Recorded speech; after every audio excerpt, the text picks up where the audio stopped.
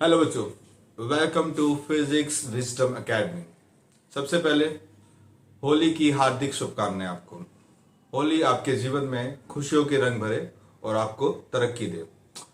आज की क्लास में हम सीबीएसई फिजिक्स बोर्ड का पेपर जो है डिस्कस करने वाले। इसमें बेसिकली आज हम एमसीक्यू और एसेशन रीजन डिस्कस करेंगे। मेरे पास जो है सेट 1 है आज, तो सेट 1 से हम स्टार्टिंग करेंगे। बाकी के जो क्वेश्चन है उससे भी हम डिस्कस करेंगे। अगर हमारी क्लास या हमारी टाइमिंग ज्यादा लंबी नहीं जाती है तो हम उनको भी डिस्कस कर लेंगे। तो आइए करते हैं हम डिस्कस और देखते हैं कि आंसर की क्या बनती है हमारे इस पेपर की।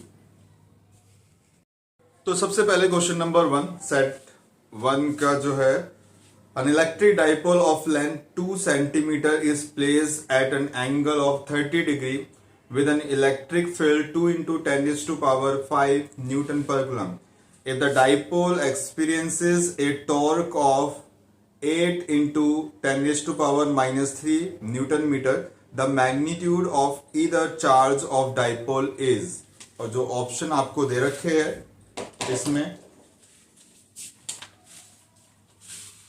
Option A is 4 microcoulomb, B is 7 microcoulomb, C is 8 millicoulomb and D is 2 मिलीकुलम।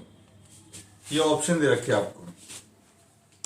So question में कहा गया है कि एक इलेक्ट्रिक डाइपोल है जिसकी लेंथ 2 सेंटीमीटर है। 2 सेंटीमीटर यानी कि 2a जो है वो आपको 2 सेंटीमीटर दे रखा है। Is place at an angle 30 degree with an electric field. So angle theta is 30 degree and electric field is 2 into 10 raised to power 5 Newton per coulomb. If the dipole experiences a torque, we have given torque which is equal to 8 into 10 raised to power minus 3 Newton meter. We have to find out the magnitude of either charge. हमें magnitude निकालनी है, Q की value निकालनी है। We know that, हम जानते हैं torque is given by P E sin theta। Okay और यहां पर अगर हम वैल्यूज पुट करते हैं उससे पहले पी जो होता है वो हमारा होता है 2AQ। ओके इसकी वैल्यू यहां पे पुट करेंगे तो ये हो जाएगा 2AQ E साइन थीटा। अब वैल्यूज हम पुट करते हैं। 8 into 10 raise to power minus 3 ये टॉर्क की वैल्यू है। 2A जो है वो आपका 2 into 10 raise to power minus 2 centimetre को मीटर में कन्वर्ट करेंगे। देन Q जो है हमें फाइंड आउट करना है। इलेक्ट्रिक फील्ड आपको दे रखी है 2 into 10 raise to power 5 and sine जो है वो आपका 30 डिग्री। साइन 30 डिग्री की वैल्यू 1/2 होगी यहाँ पे। तो अगर हम देखेंगे यहाँ पे तो ये 2 into 10 raise to power minus 3 यहां हो जाएगा 4 into 10 raise to power 3 into Q और ये हो गया 1/2। ओके सो यहां से कैंसल, ये 2 हो गया, इधर से ये कैंसल 4 और ये पावर नीचे जाएगी तो यहां पे आ जाएगा 4 into 10 raise to power minus 6। So अगर हम देखें तो इसका आंसर आएगा 4 microcoulomb. So A will be the answer of question number 1. Next question is, two long parallel wire kept 2 meter apart carry 3 ampere current each in the same direction. The force per unit length on one wire due to other is, we have given options. A is 4.5 into 10 raised to power minus 5 Newton per meter and attractive. B option है 4.5 into 10 raised to power minus 7 Newton metre repulsive. Okay, and C is 9 into 10 raised to power minus 7 Newton meter repulsive, and D is 9 into 10 raised to power minus 5 Newton meter per meter attractive. सो ये आपको option दे रखे हैं A B C D. अब question में आपको दे रखा है कि दो पैरेलल वायर्स है। अगर हम वायर्स की बात करें तो ये है हमारे पास, और दोनों जो है, दोनों में जो करंट है वो सेम डायरेक्शन में, इन द सेम डायरेक्शन। सो इस डायरेक्शन में हो गया, दोनों सेम। अब ये चीज याद रखना कि जब भी वायर्स में दोनों सेम डायरेक्शन में करंट फ्लो करेंगे तो उस केस में जो फोर्स होगा वो आपका अट्रैक्टिव होगा। ठीक है, क्या होगा? अट्रैक्टिव।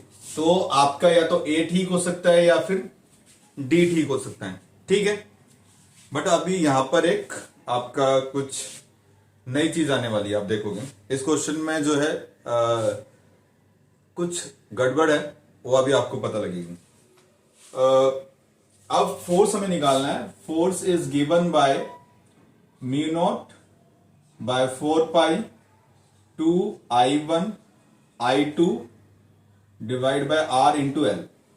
अब फोर्स पर यूनिट लेंथ निकालना है, तो इस L का तो रोल हो गया आपका खत्म। अब जो है mu naught by 4 pi 2 I1 I2 divide by R, so ये हो गया आपका 10 to power minus 7, 2 into current जो है वो 3 इंटू 3, और R जो दे रखा है 2 मीटर, तो कैंसल। तो 9 into 10 to power minus 7 newton पर मीटर ये आएगा। बट अगर आप देखोगे C का मैग्नीट्यूड इससे मैच कर रहा है, बट यहां पर इन्होंने क्या दे दिया, साथ में रिपल्सिव लगा दिया, तो ये ऑप्शन क्या हो गया? गलत। तो ये एक क्वेश्चन ऐसा था जो आपका सेट 1 और सेट 2 में था, और इसका जो ऑप्शन है वो आंसर से मैच नहीं कर रहा है, तो इसमें बेनिफिट ऑफ डाउट दिया जाएगा आपको जिन्होंने भी अटेम्प्ट किया होगा। I think according to me, जैसे सीबीएसई देती है, तो जिन्होंने अटेम्प्ट करा है और जिन्होंने क्वेश्चन चाहे उनका गलत ही क्यों ना हो, उनको मार्क्स इसमें मिल जाने चाहिए according to me. Now next question, question number 3। Which of the following has its permeability less than that of free space? So इसमें आपको जो है ऑप्शन दे रखे A copper, B aluminium, C copper chloride, and D nickel. की जो permeability है वो इन सब से कम होती है, क्योंकि कॉपर एक डायमैग्नेटिक मटेरियल है। तो जो आपका एल्यूमिनियम है वो पैरामैग्नेटिक होता है, कॉपर क्लोराइड भी पैरामैग्नेटिक होता है, निकल आपका फेरोमैग्नेटिक होता है। तो आंसर जो है वो होगा आपका copper. Right answer is copper.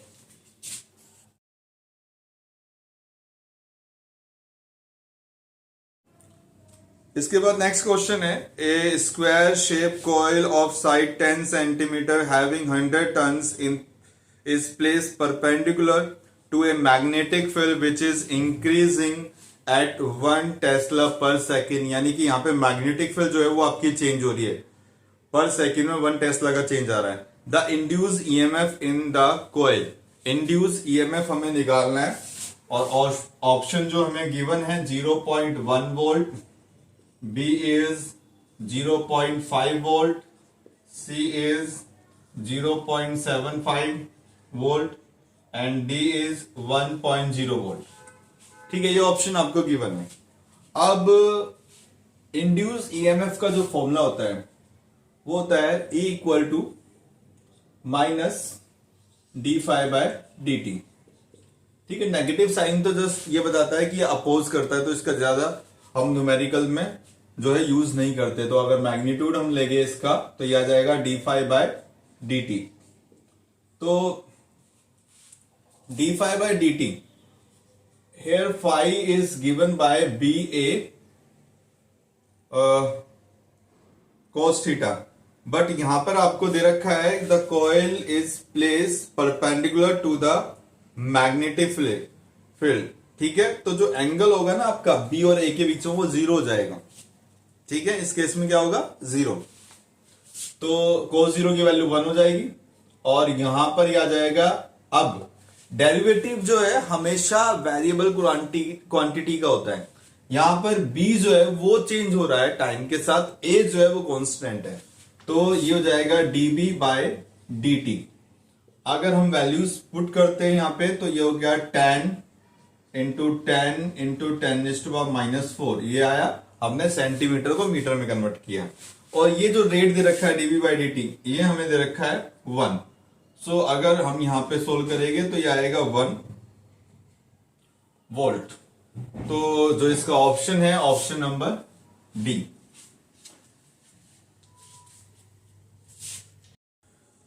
Next question, question number 5। हम सेट 1 डिस्कस कर रहे हैं, तो सेट 1 के अकॉर्डिंग आपको जो है क्वेश्चन मिलेंगे। Which one of the following electromagnetic radiation has the least wavelength. Option दो जो दे रखे आपको, ए है गामा,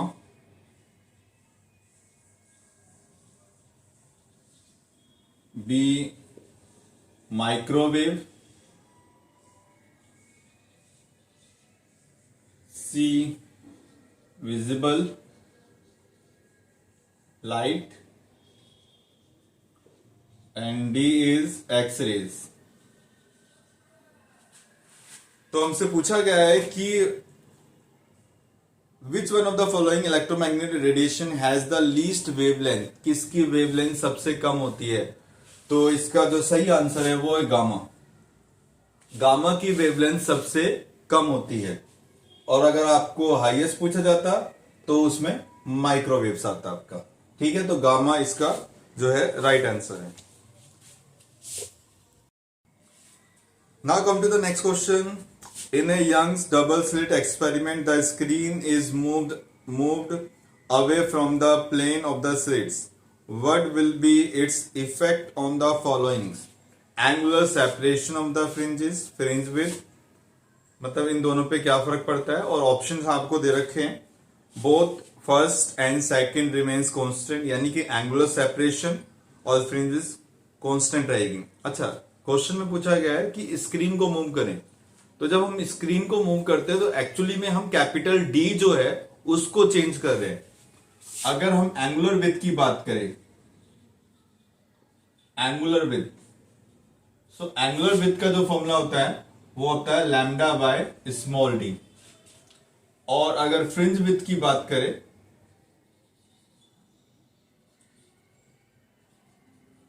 फ्रिंज विड्थ यानी कि beta is given by lambda into capital D divide by small d, where lambda is the wavelength of the monochromatic light, d is the separation between the two slits and capital D is the distance between the plane of the two slits and the screen. तो अब यहां पे बोला गया है कि D को अगर हम इंक्रीज कर रहे हैं ना, move away from the plane of the slit, तो इसमें एक्चुअली हम क्या कर रहे हैं, इसको इंक्रीज कर रहे हैं। तो अगर हम डी को इंक्रीज करेंगे तो फ्रिंज विड्थ भी आपकी क्या होगी, इंक्रीज होगी, यानी कि बीटा में जो है आपका चेंज आएगा। बट जो थीटा यानी एंगुलर विड्थ है वो डी पे डिपेंड ही नहीं कर रहा, तो नो चेंज, यानी कि ये क्या रहेगा, कांस्टेंट। सो कोई सा ऑप्शन है, A option, both first and second remains constant. दोनों को कांस्टेंट आ ही नहीं सकते। मैंने अभी बताया कि फ्रिंज विड्थ आपकी लैम्डा कैपिटल डी पे डिपेंड करती है।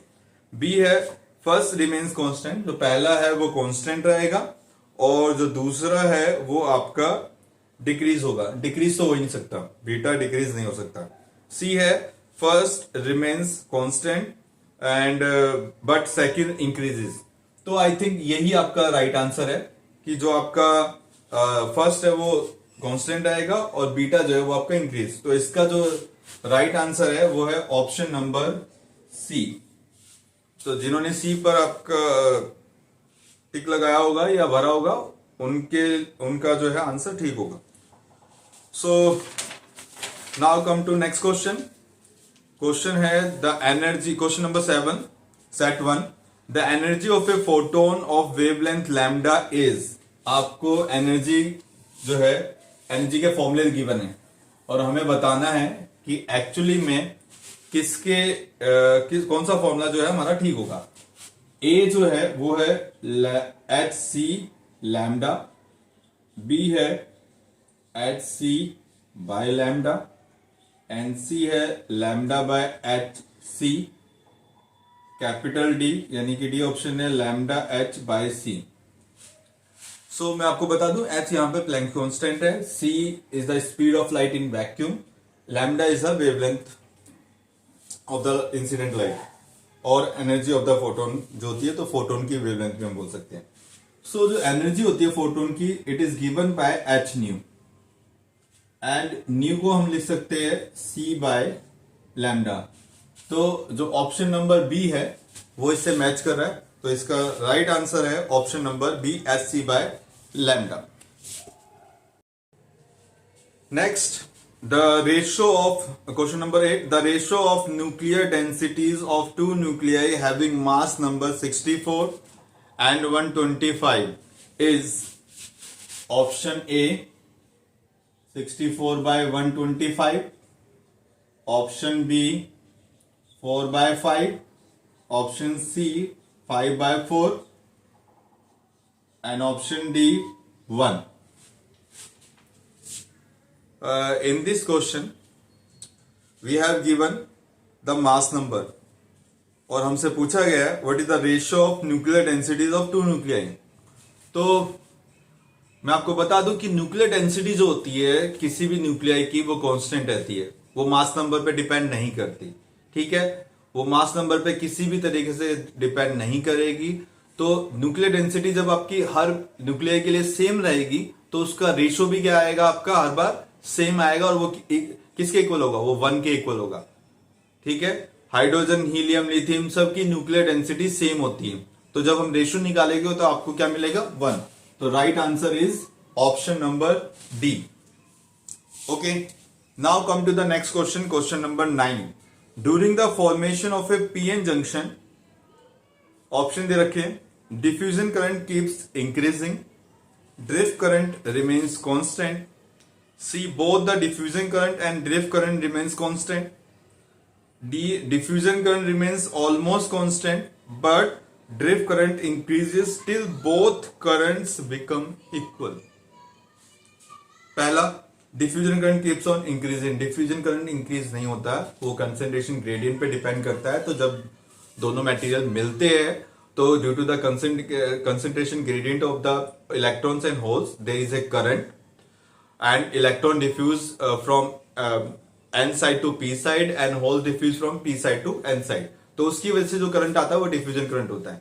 तो ये कांस्टेंट बना रहता है, ये आपका बढ़ेगा नहीं, एक लिमिट होगी इसकी, वो स्टार्टिंग में हो जाता है. Drift current remains constant. Drift current तो कांस्टेंट हो ही नहीं सकता, क्योंकि जैसे जैसे आपके इलेक्ट्रॉन्स और होल्स मूव करते हैं तो अपने पीछे एक आयोनाइज्ड आयन छोड़ जाते हैं, जिसकी वजह से एक रीजन बनता है पॉजिटिव और नेगेटिव चार्ज का नियर द जंक्शन, और उसकी वजह से एक डिप्लीशन रीजन जो है वो बन जाता है और एक इलेक्ट्रिक फील्ड सेटअप होती है. उस इलेक्ट्रिक फील्ड की वजह से जो करंट आता है that is called the drift current. ठीक है, मैं आपको एक सिंपल सी ट्रिक बता रहा हूं कि जब भी कहीं ड्रिफ्ट आ जाए तो उसका लिंक कहीं ना कहीं इलेक्ट्रिक फील्ड से है. ठीक है, जैसे आपने ड्रिफ्ट वेलोसिटी पढ़ा होगा करंट इलेक्ट्रिसिटी में, तो वो जो है एक तरह से इलेक्ट्रिक फील्ड से रिलेट करता है. जब तक इलेक्ट्रिक फील्ड नहीं होगी ड्रिफ्ट वेलोसिटी नहीं आती. ऐसे यहाँ पे जो ड्रिफ्ट करंट है वो भी आपका इलेक्ट्रिक फील्ड की वजह से आता है. ओके, सी ऑप्शन है both diffusion current and drift current remain constant. दोनों तो कांस्टेंट रह ही नहीं सकते किसी भी हाल में. D option, diffusion current remains constant almost, ये ऑलमोस्ट कांस्टेंट रहता है, यानी कि ऑलमोस्ट लिखा हुआ है, and constant but drift current increases, but drift current बढ़ता है. हमने बताया कि ये तो इंक्रीज होगा धीरे धीरे. Till both current becomes equal, जब तक कि दोनों करंट इक्वल ना हो जाए. ठीक है ना, वो इंक्रीज होता जाएगा. एक बार दोनों करंट इंक्रीज हो जाए, इक्वल हो जाएगी, तो उसका जो इंक्रीज होना है वो रुक जाता है.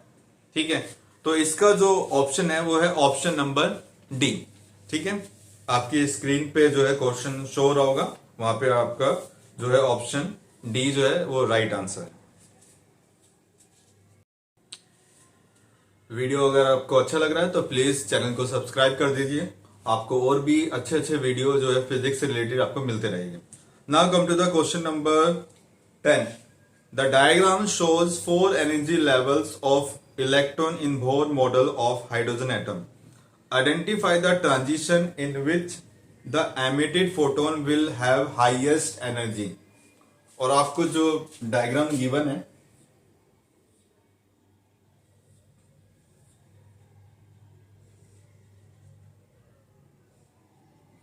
इसमें आपको जो है ट्रांजिशन दे रखे, there are 4 transition. This is n equal to 1, n equal to 2, n equal to 3, n equal to 4। This is transition 1, 2, 3, 4। ठीक है, तो हमें बताना है कि identify the transition in which emitted photon will have highest energy. किस case में highest energy निकलेगी? तो जिसमें एनर्जी गैप सबसे ज्यादा होगा उसमें ही उस एनर्जी का जो है फोटोन निकलेगा। वो difference between the energy of the 2 levels, ठीक है, उसके इक्वली आपका फोटोन जो है वो एमिट होता है उतनी एनर्जी का। तो अगर मैं इसकी बात करूं, ग्राउंड स्टेट में जो एनर्जी होती है E1 वो होती है -13.6 इलेक्ट्रॉन वोल्ट। इसमें E2 जो है वो -3.4 electron volt. E3 is equal to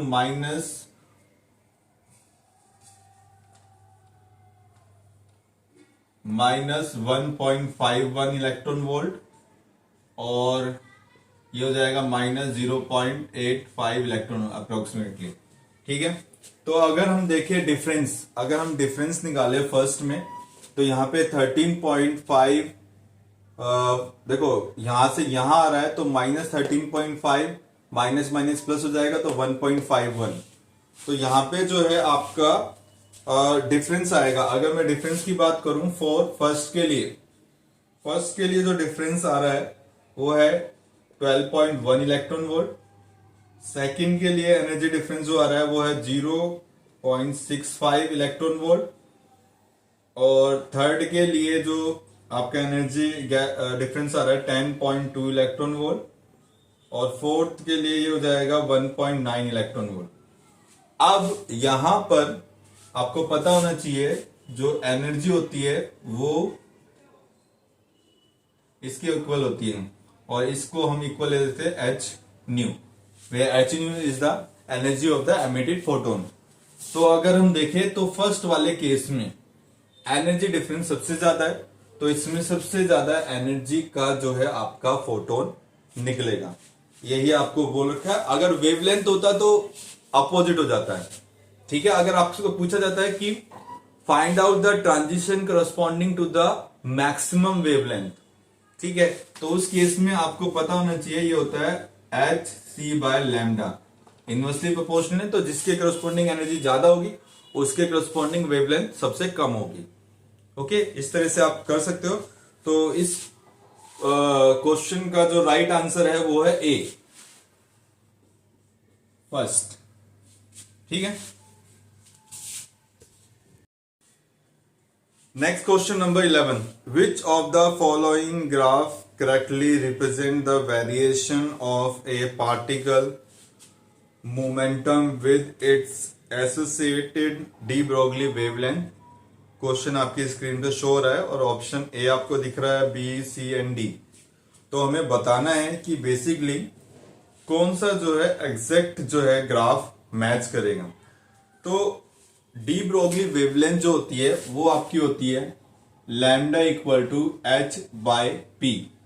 तो अगर हम यहां पर रिलेशन देखेंगे तो lambda is inversely proportional to the linear momentum. तो ए में डायरेक्टली प्रोपोर्शनल है, बी वाले में भी इंक्रीज हो रहा है, इंक्रीज नहीं होगा। सी वाले में जो है सिंपल स्ट्रेट लाइन का ग्राफ होता है इस तरह से। जो डी है, D option is the right option. ठीक है, क्योंकि डी का जो ग्राफ है वो आपका फॉर्मूले से मैच हो रहा है। ठीक है, जब भी आपका इनवर्सली प्रोपोर्शनल कोई भी ग्राफ आता है तो उसमें जो है डी की तरह ही ग्राफ आपको मिलेगा। ठीक है, तो इसका जो राइट आंसर है वो है option number D.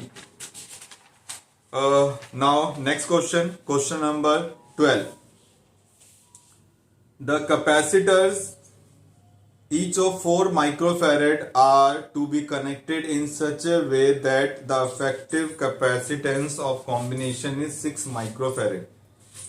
This can be achieved by connecting. ये कुछ ऐसे जैसे हमने 10th क्लास में रजिस्टर का करते थे कि अगर हमें 4 ओम का रजिस्टर टोटल इफेक्टिव रेजिस्टेंस चाहिए तो 3 रजिस्टर दे रखे तो किस तरह से हम उनको कनेक्ट करते हैं कि 2 सीरीज में, एक को पैरेलल में, या 2 को पैरेलल में, एक को सीरीज में. उसी तरह यहाँ पर हमें कैपेसिटर का बताना है. बट कैपेसिटर में उल्टा होता है. जब हम इसको सीरीज में कनेक्ट करते हैं कैपेसिटर को, तो जैसे रजिस्टर में ऐड करते हैं पैरेलल में, उस तरह से ऐड किया जाता है यहाँ पे. सो हमें क्या है, 6 माइक्रोफैरेड का कैपेसिटेंस चाहिए. ठीक है, तो इसके लिए हम क्या करेंगे,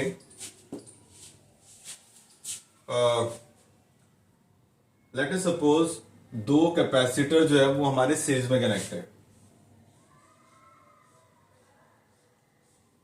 और जो तीसरा है वो इसके साथ पैरेलल में है.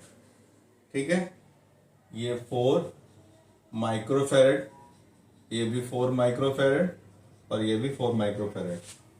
ठीक है, सो ऑप्शन ए है all 3 in parallel, all 3 in series. C है 2 of them connected in series and the combination in parallel to the third. 2 of them connected in parallel and the combination in series to the third. सबसे बड़ी बात, आपका जो affective capacitance देखा है वो 6 microfarad है. अगर ये पैरेलल में होता तो 4 + 4 + 4, तो ये हो गया आपका सिंपली 12. तो ये तो ज्यादा चला जाएगा, तो जो आपका पैरेलल वाला है वो हट गया. सीरीज में होता तो 1/4 + 1/4 + 1/4, तो ये 4 से भी कम आ जाता. ठीक है, 3/4 यानी 4/3 हो जाता है. तो ये भी आपका हट गया. अभी बस सी को हम डायरेक्ट देख लेते हैं. सी वाला ही मैंने यहाँ पे करा है. तो अगर 2 हमारे सीरीज में है तो ये हो गया आपका 1/4 + 1/4. ठीक है, तो ये हो गया आपका 2/4 कैंसल, तो ये 1/2. तो सी एस आ गया आपका 2 माइक्रोफैरेड. और ये जो 4, ये वाला जो थर्ड वाला है ये इसके साथ पैरेलल में है, तो जो टोटल इफेक्टिव आएगा वो आएगा आपका 2 + 4 = 6. इसका मतलब दो जो कैपेसिटर है आपके वो सीरीज में है, और एक कैपेसिटर इन दोनों के साथ पैरेलल में है. तो option number C is the right answer. Now come to the next question, that is question number 13. In question number 13, which of the following statements about a series LCR circuit connected to an AC source is correct? Option A is, if the frequency of the source is increased, the impedance of the circuit first decreases and then increases. अगर आप देखोगे एक relation है इनका, ठीक है ना, impedance का अगर फ्रीक्वेंसी के साथ हम देखें तो एक ग्राफ बनता है. There is a graph. यहां पे आपका हो जाएगा इम्पीडेंस Z और ये हो जाएगा फ्रीक्वेंसी. तो कुछ इस तरह का ग्राफ आता है फ्रीक्वेंसी के अकॉर्डिंग.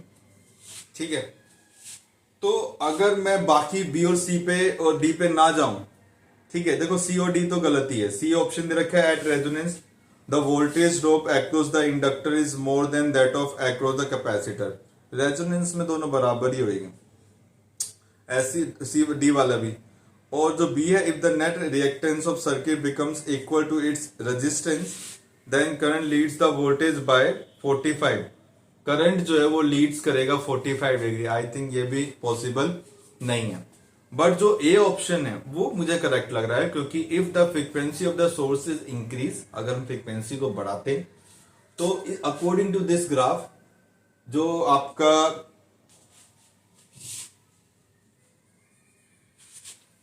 अपोजिट हो गया, ये Z है और ये फ्रीक्वेंसी F है. सो जो आपका इंपीडेंस है वो इनिशियली आपका क्या होगा, डिक्रीज करेगा और देन वो इंक्रीज होगा. तो ऑप्शन नंबर ए जो है यहां पे करेक्ट है. ओके,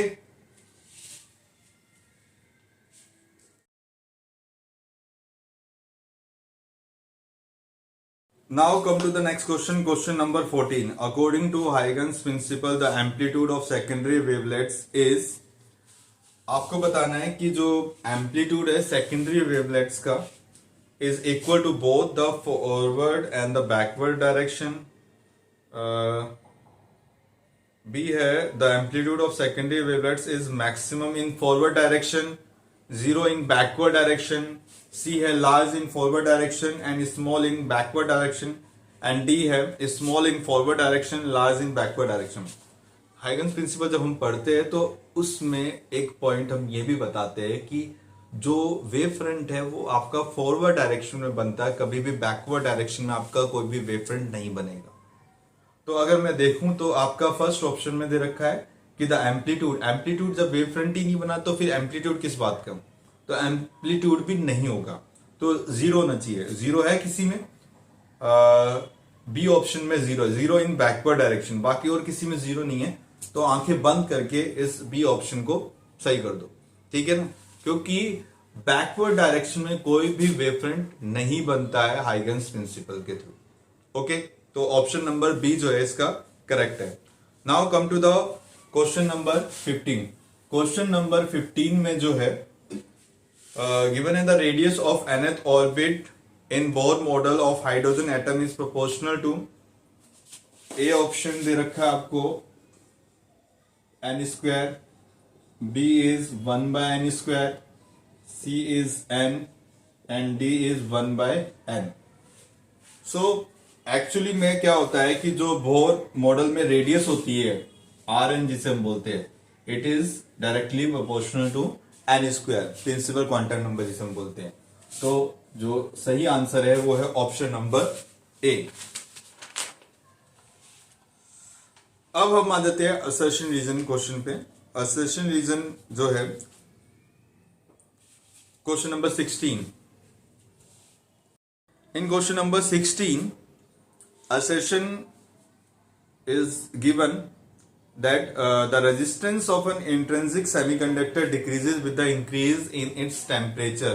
बिल्कुल ठीक भाई, सेमीकंडक्टर में टेम्परेचर बढ़ाने पर रेजिस्टेंस कम होता है, कंडक्टिविटी बढ़ती है. क्यों बढ़ती है? The number of conduction electrons as well as hole increase in intrinsic semiconductor with rise in its temperature. बिल्कुल ठीक, टेम्परेचर बढ़ाने पर जो नंबर ऑफ इलेक्ट्रॉन्स और नंबर ऑफ होल्स है, यानी कंसेंट्रेशन ऑफ आपके चार्ज कैरियर्स उनकी बढ़ती है. उसके बढ़ने की वजह से ही जो है आपकी कंडक्टिविटी जो है बढ़ती है सेमीकंडक्टर में. तो इसका जो राइट आंसर है वो है option number A. Option number A जो है वो इसका बिल्कुल ठीक है. That is both assertion and reason are true and R is the correct explanation of A. Now come to the 17 question. Assertion है the equivalent resistance between points A and B in the given network is 2R. जो ए और B के बीच में जो है आपको question आपको visible हो रहा होगा स्क्रीन पर, वहां से आप डायग्राम देख सकते हैं. और इसमें जो है आपका जो टोटल रेजिस्टेंस है वो 2R है. जो और रीजन दे रखा all the resistors are connected in parallel. सबसे पहले जो आपको जो ये डायग्राम दे रखा है, इस डायग्राम में जितने भी रजिस्टर कनेक्टेड है वो सारे इक्वल वैल्यूज के हैं. तो ये जो है ये एक व्हीट स्टोन ब्रिज फॉर्म कर रहे हैं. और जब भी व्हीट स्टोन ब्रिज फॉर्म होता है यानी कि R1 अगर हम देखेंगे, मैं आपको बता देता हूं एक बार किस तरह से ये व्हीट स्टोन ब्रिज बना रहा है.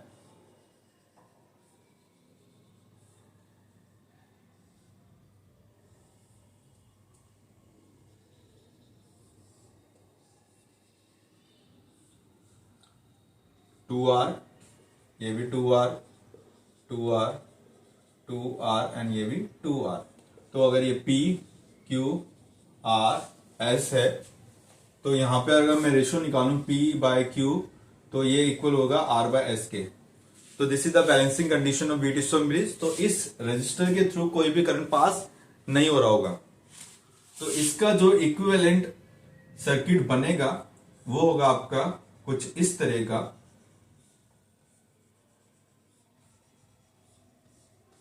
ये दोनों सीरीज में और इनके जो सीरीज कॉम्बिनेशन है वो एक दूसरे के साथ पैरेलल में हो जाएंगे. और इसको अगर हम सोल्व करेंगे तो सोल्व करने पर आपका 2R ही आपको मिलेगा।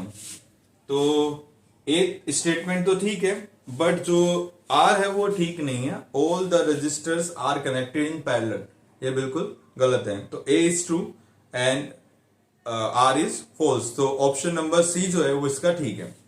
Now come to the question number 18।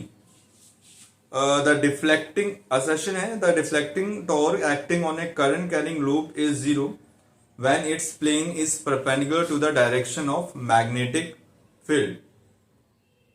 बोला गया है कि जो डिफ्लेक्टिंग टॉर्क है, यानी टॉर्क जो है करंट कैरिंग लूप में, वो जीरो होता है जब उसका प्लेन परपेंडिकुलर हो to the direction of magnetic field. ठीक है, यानी कि जो प्लेन है वो आपका परपेंडिकुलर है। तो अगर हम देखें असर्शन के अकॉर्डिंग, तो असर्शन के अकॉर्डिंग आपकी ये जो है आपका दे रखा है मैग्नेटिक फील्ड। मैग्नेटिक फील्ड इस डायरेक्शन में, और ये जो प्लेन है वो मैग्नेटिक फील्ड के परपेंडिकुलर है। तो इस तरह, तो इसका जो एरिया वेक्टर है, जो एरिया वेक्टर है वो मैग्नेटिक फील्ड के डायरेक्शन में होगा। तो जब भी आपका, क्योंकि हमें पता है torque is given bye m cross b, that is mb sine theta. m की जो डायरेक्शन होती है वो वही होती है जो एरिया वेक्टर की होती है। ठीक है, तो एरिया वेक्टर की डायरेक्शन इज जो है आपकी area vector is along the direction of magnetic field. So angle between the a and b will be zero, और जब भी साइन जीरो हो जाएगा तो आपका जो टॉर्क है वो भी जीरो हो जाएगा। तो यहां पर जो है ए असर्शन आपका बिल्कुल ठीक है, true. The deflecting rod acting on a loop of magnetic movement M in a magnetic field B is given by the dot product of M and B। So यहां पे डॉट प्रोडक्ट बोला गया है, but जो torque होता है जैसे मैंने अभी आपको बताया वो होता है M क्रॉस B। तो R जो है वो आपका टोटली रॉन्ग है, डॉट प्रोडक्ट नहीं होता, क्रॉस प्रोडक्ट होता है। तो इसका जो ऑप्शन है, again option number C, A is true and reason is false, R is false। So ये थे आपके assertion, reason and MCQ।